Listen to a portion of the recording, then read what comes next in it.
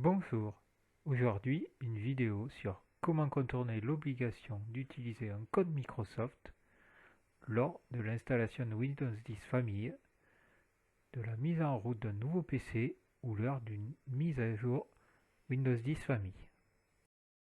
Vous pouvez voir que je suis en train d'installer un Windows 10 Famille sur cet écran. Remarquez bien que c'est sur un Windows 10 Famille et non sur un Pro.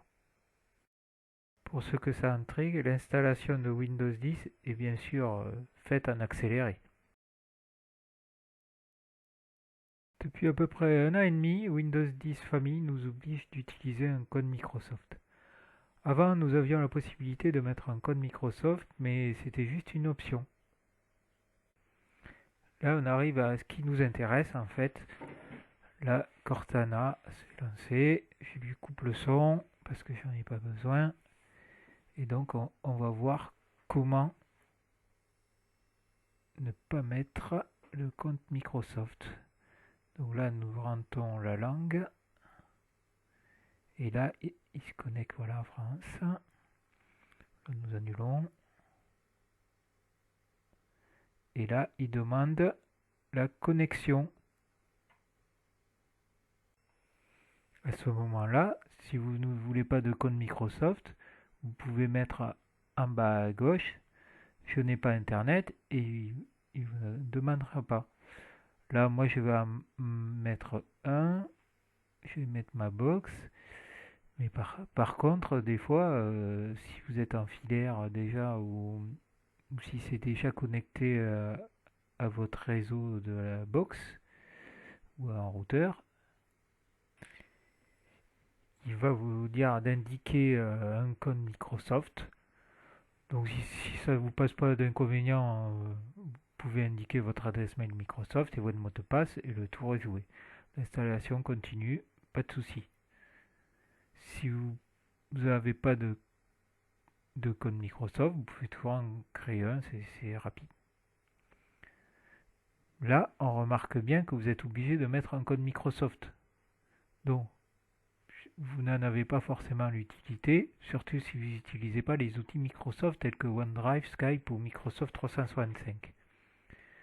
Ces outils ils sont pratiques quand même dans l'absolu, mais donnent beaucoup d'informations à Microsoft. Donc si vous ne voulez pas créer un compte Microsoft, ou partager toutes les informations de votre compte avec Microsoft, bon ils envoient déjà pas mal, hein, qui passe par le réseau internet, vous avez une solution simple, toute simple, c'est de désactiver la connexion internet. Pour ce faire, il y a plusieurs possibilités pour se déconnecter d'internet.